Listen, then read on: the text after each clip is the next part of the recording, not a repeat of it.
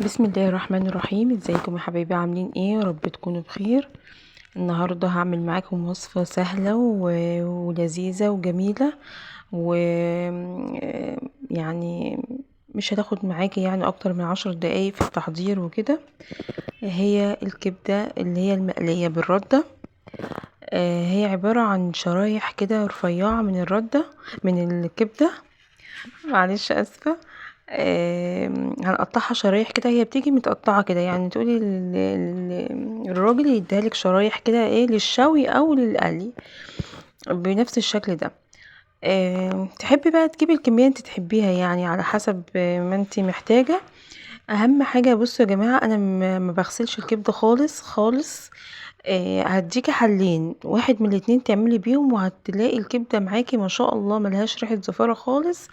وفي نفس الوقت مش هتفقد قيمتها الغذائية. يا تجيبي يعني قد نص كوباية لبن كده تنقعيها فيهم، تنقعي الكبدة فيها، او نص كوباية خل، يا دي يا دي. فانا هنا هعملها باللبن. يعني عندي حبة لبن كده هحطهم فيها، هنقعها فيهم شوية، تنزل بس ايه يعني ايه، تضيع ريحة الزفارة اللي فيها كده. وبعد كده ايه، مش هغسلها تاني، يعني انا هحطها في اللبن ومش هغسلها، هصفي اللبن من عليها وخلاص على كده. نفس الموضوع في الخل، يا تعملي كده يا بلبن يا بخل. برضو هتجيبي نص كوباية خل وتحطي الكبدة فيها، وبعد كده تصفي الكبدة منهم، غير كده ما تعمليش. لو غسلت الكبدة هتزفر معاكي وهتفقدي قيمتها الغذائية. فانا بعملها بالشكل ده، جربي طريقتي ومش هتندمي. فحطيتها كده في شوية لبن، وبعد كده هسيبيها بقى 5 دقايق 10 دقايق زي ما تحبي. المهم ان هي ايه، نفس تعملي نفس الخطوة اللي انا بقول عليها دي. هنا سبتها قد 10 دقايق كده، وعبال ما حضرت البهارات والحاجات بتاعتها والمكونات بتاعتها، وبعد كده ايه، هبدأ اشتغل فيها. هنا انا لسه ما صفيتهاش، فانا هاخدها اصفيها بقى وايه واجيبها اتبلها. انا مش عارفه هنا انا كنت فين، بس انا جيت اهو الحمد لله.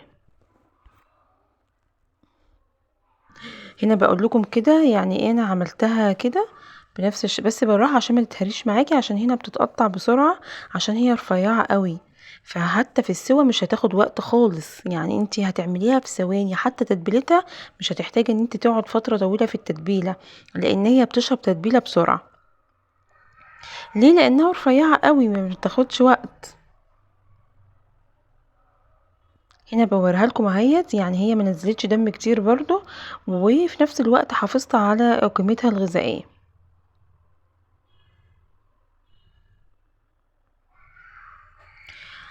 هنا انا اخدت الكبده صفي اللبن اللي فيها وهجيبها تاني عشان اتبل. بس كده. التتبيله طبعا اللي انت تحبيه، هنا شويه بهارات كده وشويه كزبره حلوين وشويه كمون، برضو اهم حاجه الكزبره والكمون، وليمونه كبيره حلوه كده محترمه، برضو بتضيع طعم الزفاره لو فيها. هي ان شاء الله بعد الخطوة بتاعت اللبن دي او الخل ان شاء الله مش هيبقى فيها اي ريحة زفارة. هنا شوية كده هريسة شطة حلوين محترمين كده، يوديها كده ايه، تبقى حامية كده وطعمها حلو. وهحط البهارات كلها على بعضها بقى. هنا حطيت بهارات لحمة، وحطيت شوية كده كمون وشوية كزبرة وشوية ايه، توم. شوية توم كده، معلقة توم كده مفرومة محترمة، و ورقتين كده لورا، عشان اللورا برضو ريحته نفاذة فبضيع اي ريحة موجودة معاكي. بصراحة بيدي طعم وريحة حلوة جدا، انا بحبه في الاكل بنفس الشكل ده. تبليها بقى وسيبيها فترة، وحط طبعا ملح وفلفل اسود. وسيبيها بقى شوية تاخد ايه في التتبيلة. ما انتش عايزة تسيبيها، لا قومي اعمليها على طول عادي، مفيش اي مشكلة، وهتلاقي طعمها جميل وتحفة بجد. زي ما قلتلك ان هي رفيعة، مش بتحتاج ان هي تتبل فترة طويلة. هنا انا حابة احط لها كده نص قرن فلفل اخضر حامي.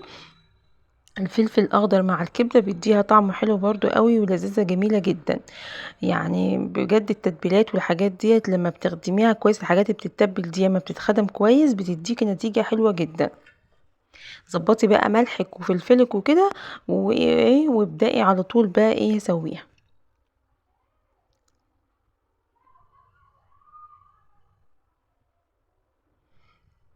هنا هاسيبها كده يعني قد 5 دقايق مش اكتر، وهبدأ اعمل فيها اقلي فيها بقى على طول.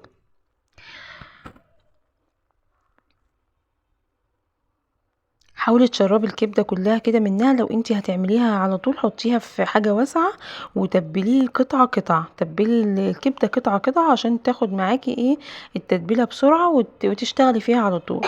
زي ما قلتلك ان هي من الوجبات السهله السريعه جدا، مش محتاجة اي حاجة. هنا الكفر بتاعها ردة ودقيق. طيب في ناس ما بتحطلهاش دقيق، لا انا هحط لها حبة دقيق صغيرين، يعني هي الردة هتبقى اكتر من الدقيق عامة يعني، علشان ايه هي بالردة، فانا حابة حاطة بس الدقيق. ليه؟ علشان ما تبقاش مدياني لون غامق قوي في التحمير لما اجي احمرها. طبعا الردة غامقة فهتديكي لون غامق قوي، فانا حاطة شوية الدقيق كده يكسروا اللون مش اكتر، ما بتديش طعم ولا حاجة. شوية البودر اللي انا حطيتهم مهمين جدا، هيديها كده ايه نفشة حلوة كده، هتحسي انت بتاكلي بانيه مش بتاكلي كبدة خالص. وتبلي تبلي الكفر ده بنفس التتبيله بتاعه الكبده. بس كده، سهله وسريعه جدا وما فيهاش اي حاجه. هنا هتضغطي كده كمان ضغطه مش جامده قوي، يعني يا دوب هتحطيها كده في الكفر كده، ولو فيها حاجه مقطوعه او حاجه سويها كده ببعضها. ما فيهاش اي مشكله. زي ما قلت لك ان هي رفيعه جدا فبتتهري بسرعه، فبالراحه عليها. ادي الكفر بتاعنا سهل جدا، ما فيهوش اي حاجه، لا تقولي لي بقى بيض ولا لبن ولا الحاجات دي. حاجات كلها موجوده في البيت وسهله جدا وما فيهاش اي تكلفه. هكون حاطه شويه زيت كده ايه غزير على النار، بس عشان ايه يسويها لي بسرعه، وتكوني معليه النار لان هي ما بتاخدش 5 دقايق على النار. انا الليمونه دي حطاها عشان الزيت عندي ما يتحرقش، ولو فيها ويخلي لونه فاتح دايما كده وانا بحمر، ما يغيرش لون الكبده. دي هي بتكش بقى شويه صغيرين كده، يعني مش قوي، بس بجد وصفه حلوه جدا، احب ان انتوا تجربوها بجد. الحاجات دي كلها من اكلات المطاعم، يعني اكبر المطاعم بيبيعوها باسعار خياليه يعني، فانت بتعمليها في البيت بنتيجه حلوه وفي نفس الوقت موفره يعني. ومش من الحاجات اللي ممكن هقولك يعني ايه يا تخيب يا تظبط معاكي، لا ان شاء الله باذن الله بتظبط معاكي من اول مره، يعني ما فيهاش اي مشكله. دي يا دوب تاخد تحميره من تحت كده، واجي قلبه الناحيه التانية وخلاص على كده شكرا. هي كده خلاص بتكون استوت. الليمونه اللي انا حطاها دي مهمه جدا في الزيت على فكره. بحطها مع السمك، بحطها مع البانيه، بحطها مع اي حاجه من اللي انا بقليها دي، بتخلي لون الزيت فاتح. وعلى فكره بتشيلي الحاجات الشوائب اللي بتبقى في الزيت دي بتتلم عليها. كده هحمر كده وخلاص. انا بوريكم بس ان هي ما بتاخدش يعني 5 دقايق في التحمير، عشان انت لو غيبت عليها تحمير على فكره هتنشف منك وهتبقى طعمها وحش. فانت حاولي يا دوب تاخد اللون الكفر اللي بره ده. خلاص انتهت الوجبه، خلاص كده انتهت.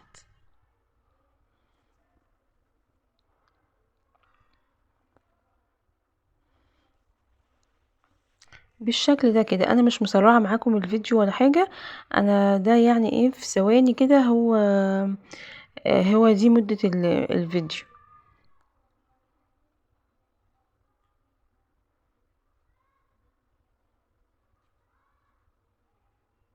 حابين وصفات تانية من دي خفيفة كده وسهلة اعملها لكم؟ يا ريت تقولوا لي في الكومنتات، وانا اعمل لكم الوجبات السهلة السريعة دي ان شاء الله بإذن الله. دي حته كده اللي كانت قطعت منها، زي ما بقول لكم ان هي بتبقى حجمها رفيع جدا فممكن تتهري معاكي بسهوله.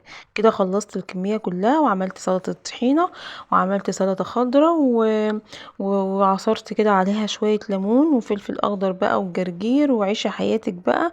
بتاكليها بعيش، بتحبي تاكليها بعيش، تحبي تاكليها برز اصفر، بتحبي تاكليها بمكرونه، زي ما تحبي هي بتتاكل كده او كده، هي هتتاكل. بس احنا اكلناها بعيش وكان طعمها حلو جدا ولذيذ والله.